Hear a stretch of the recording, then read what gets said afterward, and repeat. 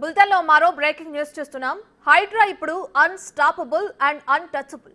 ఇప్పుడు ఈ విషయాన్ని మరోసారి ప్రూవ్ చేసింది. ఏ పార్టీ వారైనా తమకు ఒకటే అని చెప్పకనే చెప్పింది.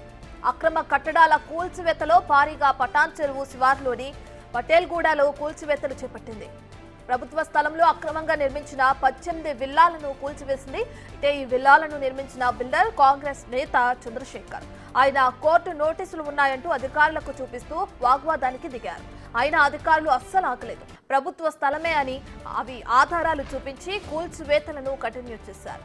కూల్చివేతల సమయంలో అది అక్రమమా సక్రమమా అని మాత్రమే చూస్తాం, కానీ అది ఏ పార్టీ వారిదని చూడమని చెప్పకనే చెప్పింది హైడ్రా.